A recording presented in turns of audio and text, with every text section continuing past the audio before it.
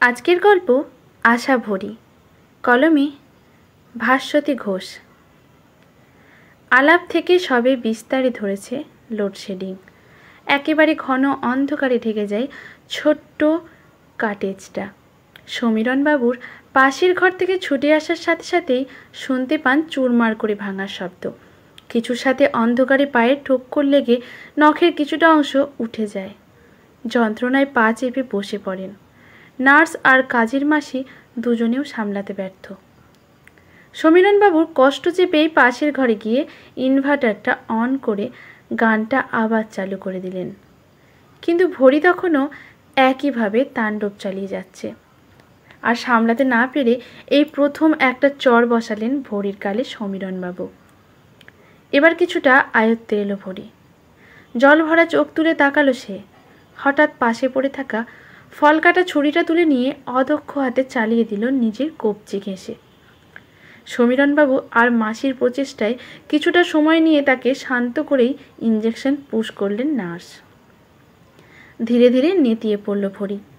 ফ্যাল ফ্যাল করে তা চেয়ে রইল অডিও প্লেয়ারটির দিকে। নতুন করে আবার আলাপ শুরু হয়েছে। মাথাটা নিজের মনেই দোলাতে শুরু করলো ভরি। সমীরণবাবু তার পায়ের কাছে বসে মাথা ঠুকতে লাগলেন, গায়ে হাত তোলার অনুশোচনায়। নার্স আর কাজের মাসি চোখের জল মুছে একটু ঘরের বাইরে বেরিয়ে যায়। সমীরণ সিনহা আইটি সেক্টরে কর্মরত, আর স্ত্রী মালবিকা প্রখ্যাত শাস্ত্রীয় সঙ্গীত গায়িকা, বিদুষী উপাধিপ্রাপ্ত অল্প বয়সেই। তার সাথে এই ব্যক্তিত্ব আর স্নিগ্ধতা জাগানো রূপ। একঢাল কেশ রাশির সাথে মানানসই ঈষৎ ডিম্বাকার মুখ, স্লিম আর কাঁচা দীর্ঘকায় গঠনের সাথে কাঁচা সোনার মতো ঈর্ষণীয় গায়ের রং। যে কোনো ফাংশনে শুধুমাত্র মঞ্চে তার উপস্থিতি পিনড্রপ সাইলেন্স সৃষ্টি করে। এরপর তার দীর্ঘদিনের রেওয়াজি গলায় মনোহরণকারী সুর ক্ষণিকেই শ্রোতাদের মনে সৃষ্টি করে এক স্বর্গীয় মুগ্ধতা। মোট কথা, মালবিকা সিনহা হলেন এমন এক বিদুষী যার উপস্থিতি যে কোনো সভাতেই তাকে মক্ষীরানী করে তোলে তার নিজের অজান্তেই।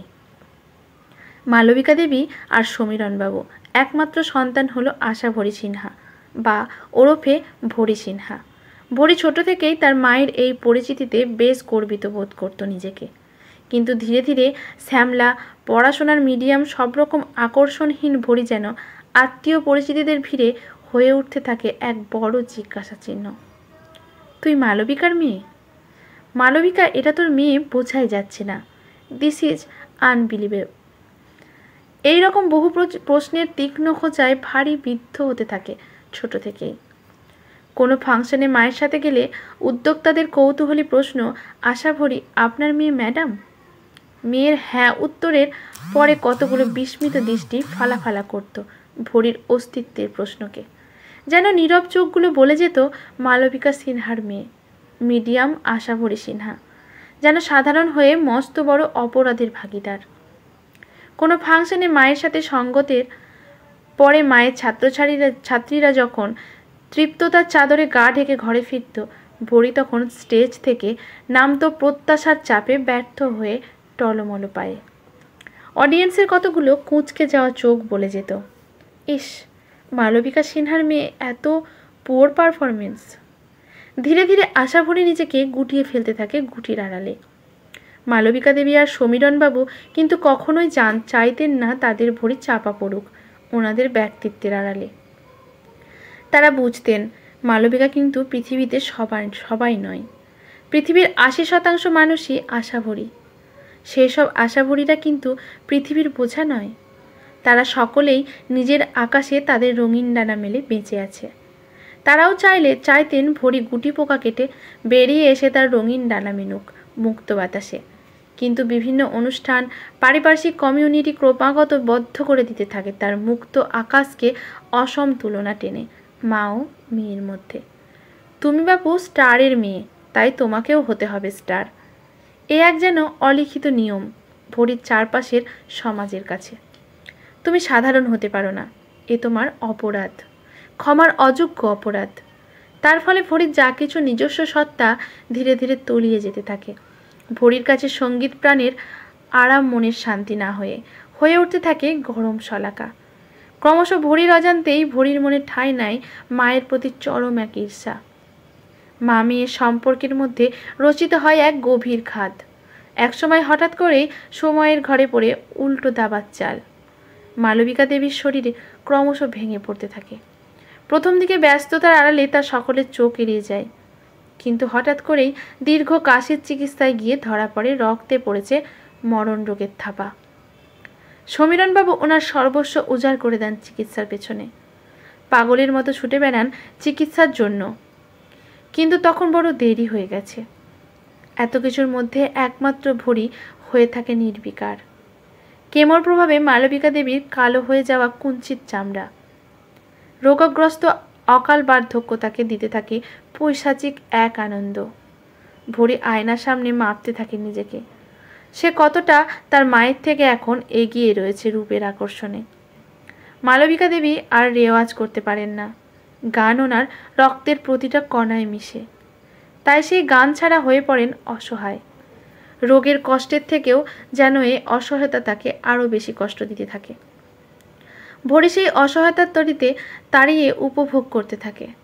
সমীরণবাবু মালবিকা দেবীর কিছুটা কষ্টের লাঘবের আশায় চালিয়ে দিতেন একের পর এক বন্দিশ অডিও প্লেয়ারে, কিন্তু ভরি হয়ে ওঠে নিষ্ঠুর, আছড়ে ফেলে অডিও প্লেয়ার।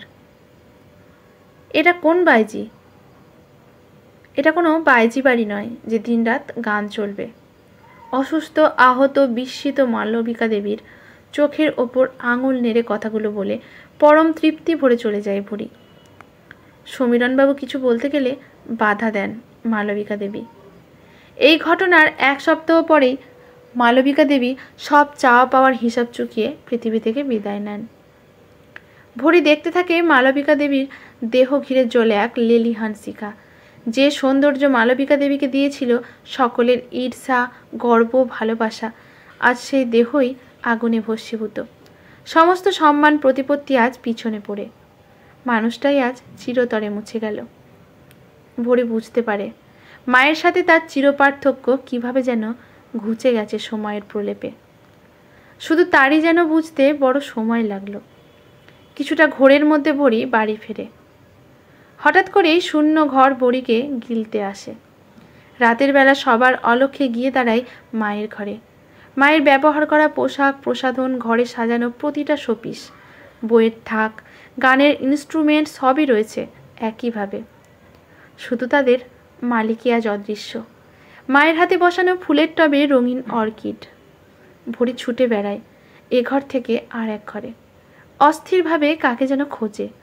মায়ের পোশাকে খোঁজে ছোটবেলার পাওয়া সেই মায়ের গন্ধ।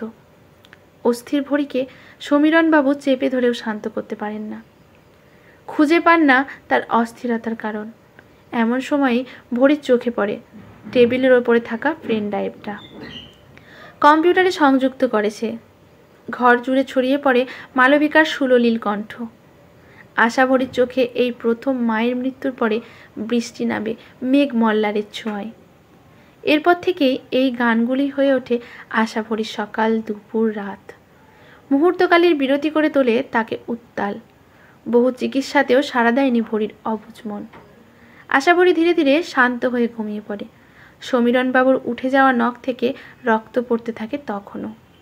নার্স মেয়েটি ব্যান্ডেজ লাগিয়ে দেয়। আপনি এবার ডক্টর বাসুর পরামর্শ মেনে নিন। দিন দিন ফল করছে ওর কন্ডিশন, আরও ভায়োলেন্ট হয়ে পড়ছে ও।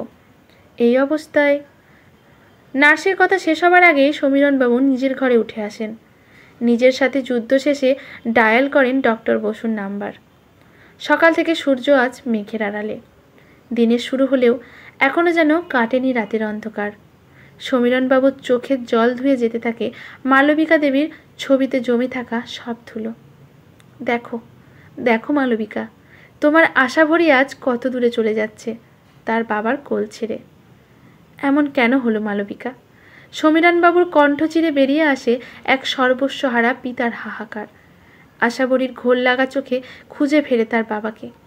সমীরণবাবু দাঁড়াতে পারে না তার বিদায় বেলায়। আশাভরির খাঁচা ঘেরা গাড়ি যখন পথের বাঁকে, তখন শূন্য ঘরে মালবিকার কণ্ঠস্বর ছড়িয়ে পড়ছে তেহাইয়ের ওপর, ওঠে পড়া আশাভরির ওপর। আজকের গল্পটি এখানেই সমাপ্ত। ভালো লাগলে লাইক, শেয়ার, কমেন্ট করে পাশে থাকবেন এরকম নতুন নতুন সুন্দর গল্প পাওয়ার জন্য। ধন্যবাদ।